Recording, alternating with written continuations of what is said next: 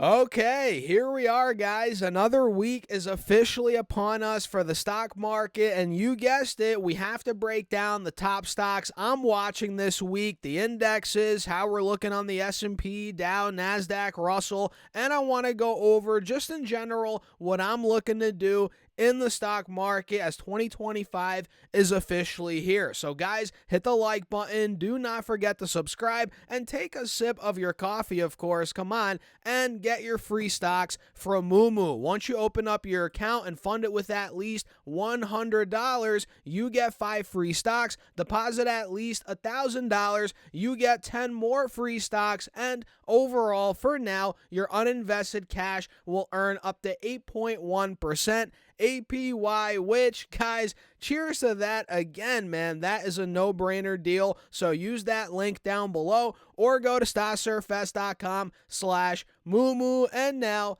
let's get into it. So if you guys saw the markets on Friday, I'm sure you remember we had a crazy green day. And even if you didn't see it, we're going to cover it in this video and do a quick refresher. Guys, every index ripped. I'm talking S&P up 1.2%. Russell went up around 1.6 on Friday. Big day for the Russell. The Dow went up 0.8%, almost 1% in the green. And we had, what else? QQQ. Yeah, missing QQQ here, guys. That went up around 1.6%. So very nice green day across the board on Friday, but it's not enough. It wasn't enough of a green day for us to fully break out on the charts here. Sure, it was a nice green day, a lot of green in the stock market, but QQQ and SPY, the two main indexes we look at here and a lot of traders look at, they're not fully breaking out on these smaller time frames. They're not. I mean, you guys can see here on the 1 hour chart, SPY is still very much so making lower highs, right? Yes, we are potentially putting in a bottom at about 580. That's all nice and dandy for now, but we're still under the 180 moving average, and we're still under this overall trend line, which needs to break. That point needs to break, guys, whether it's this week, next week, in general, for the bulls, that has to break. And on QQQ, if I pull this up, same thing pretty much, right? We're kind of putting in a bottom potentially at 505, 510, okay, but we're still making lower highs, right? And technically, we're at a lower high right now, which my alert is at 520. So if we break 520, start doing something like this, okay, that'd be a clean-cut breakout for the bulls. But until then, guys, technically, we're still at a lower high, and this could go either direction still, right? This could still dump down. Maybe the bears can still gain an edge here. So keep that in mind on Triple Q and on SPY. I mean, obviously, if you pull the layers back, we're looking great on the larger time frames. Nobody's denying that. But in the very short term, we have to see what direction we pick on the wedge here on QQQ. And going back to SPY, what are we going to do here at about 590 to 595, 600? That is a big level of resistance on SPY. And going to the Russell and the Dow, guys, the Russell looks really good on the charts. Uptrend looks like it's trying to hold, but we just have to wait for the confirmation of a breakout. And for me, in my opinion, if we take out the highs from the end of last year, being about 2275, roughly 2,300 points, that'd be the confirmation of a pop on the Russell. And you guys know I'm watching IJR, a small cap ETF. If this pops above 117, above 120, I think it's going to really start to move from there. I really like the way IJR is setting up here, and the Dow looks the same, right? Pretty much the same as the Russell. Uptrend's holding, but we're just not seeing the confirmation of a pop, of a breakout quite yet, which I think we will get at some point in the next couple of days here. We shall see. So what do you guys think? I'm curious. Let me know your thoughts in the comments. And by the way, have you signed up to my email list yet? If you haven't done that yet, I don't know what to tell you, man. Every single Monday, I'm sending out my top 3 stocks for free. through email right to your email. All you guys have to do is put your first name and your email address using that link down below, and boom, you get my top 3 stocks. Quick little write-up every Monday morning, boom, right to your email. So, guys, let's break down some stocks I'm looking at for this week. A lot of movers on Friday, and I'm looking to see if this momentum continues. So, OKLO, this thing is breaking out again. It went up 24% on Friday. Unbelievable. And to be honest, I wouldn't be surprised if we cooled off a little bit to kick off this new week, maybe down to about, $24, $25. Maybe we consolidate a bit there to start the new week. But I think any dip here within the overall breakout, within the overall bullish momentum, I think will get bought up. So OKLO, although you can argue it's overbought, it needs to cool off, momentum's there. And any weakness we see should be taken seriously, in my opinion. I'm not telling you guys what to do. Obviously, this is a high-flying stock. It's very risky. It could go right back to the teens for all we know, like it just was about 2-3 weeks ago, but it could also go to 30 plus. I mean, it's one of those stocks, right? So OKLO definitely at the top of the watch list for this week.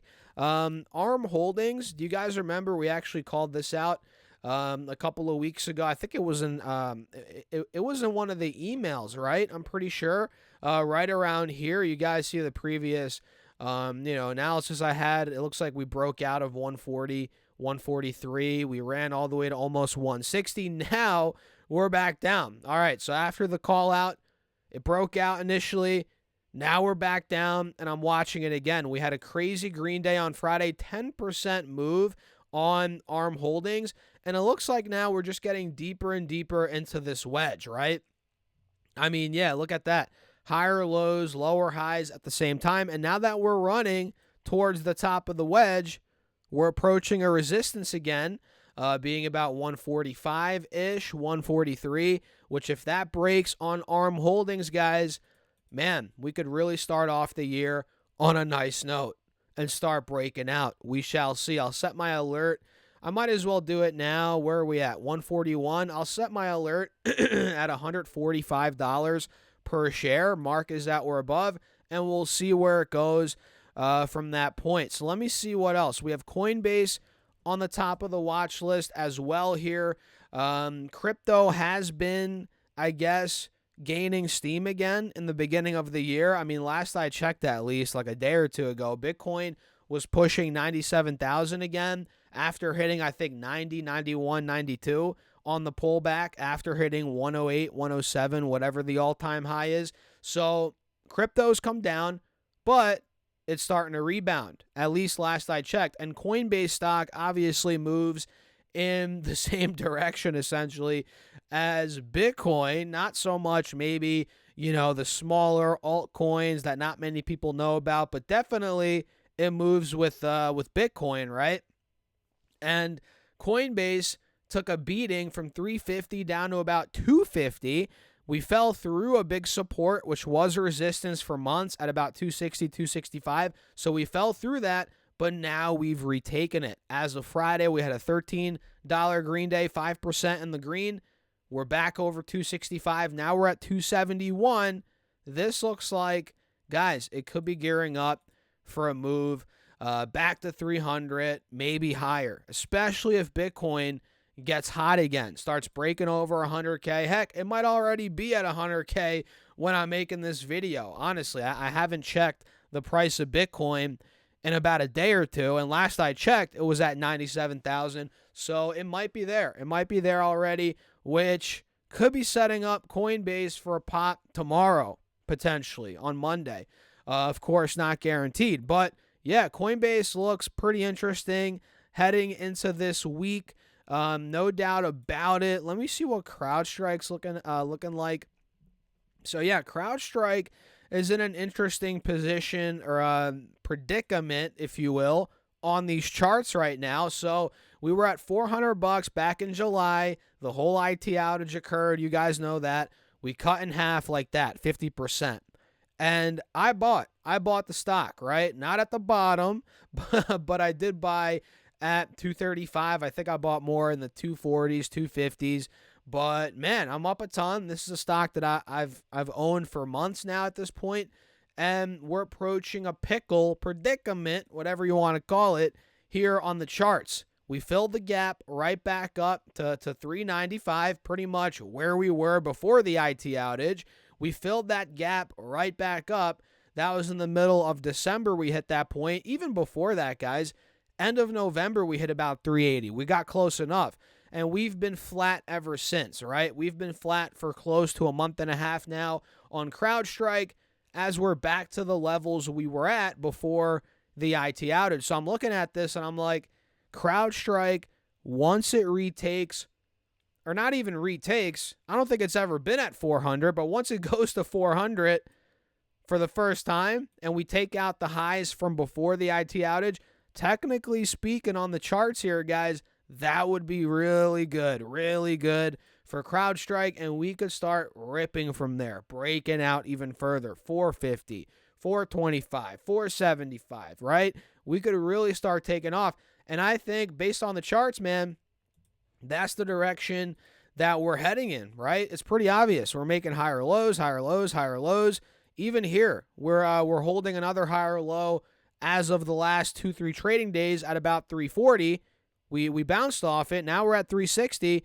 We have a wide open window right here that in the meantime, before it gets to 390 again, 400, we can trade it. We can trade it in this window right here. You guys see it. So I like Crowdstrike. Excuse me, guys. Voice crack.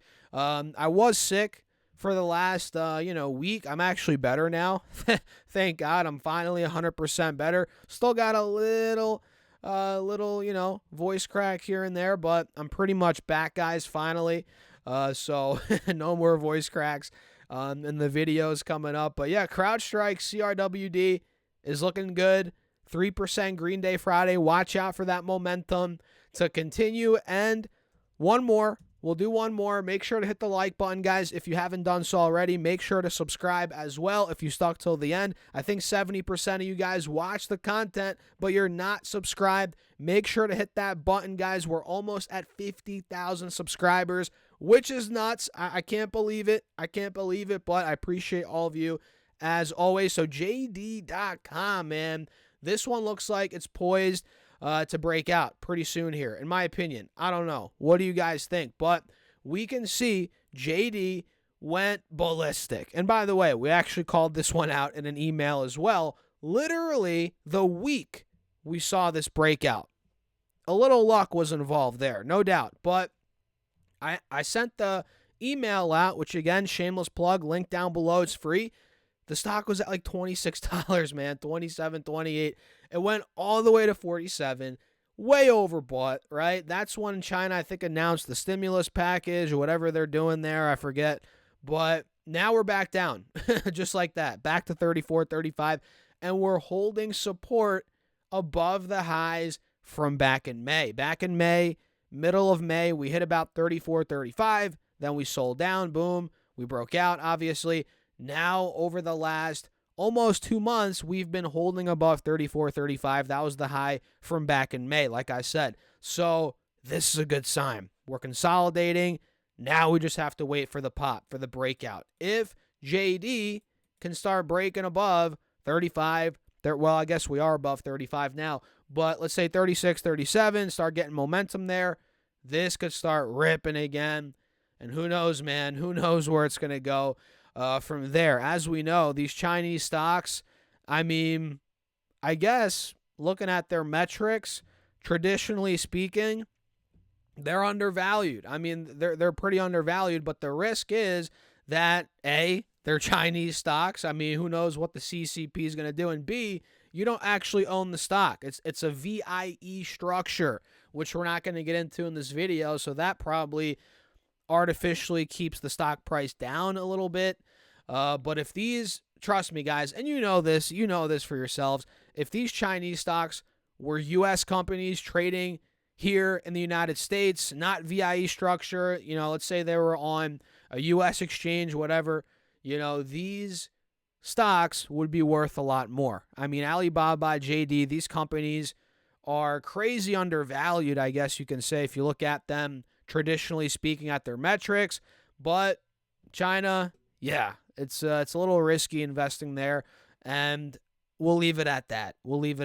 I think these stock prices would be a lot higher, obviously, if they were U.S. companies. Either way, we're going to wrap it up there. Let me know your thoughts in the comments. Hit the like button. Make sure to subscribe. Check out the Patreon if you want to keep up with my portfolio, what I'm doing every week in the stock market, plus more. All of that's on Patreon, guys. And get your free stocks from Moomoo. Deposit at least $100, you get 5 free stocks. Deposit at least $1,000, you get 10 more free stocks. And overall, for now, your uninvested cash will earn up to 8.1% APY, which, guys, it's a no-brainer. So use that link down below or go to stocksurfest.com/Moomoo. And with that being said, cheers, guys. I'll catch you in the next video.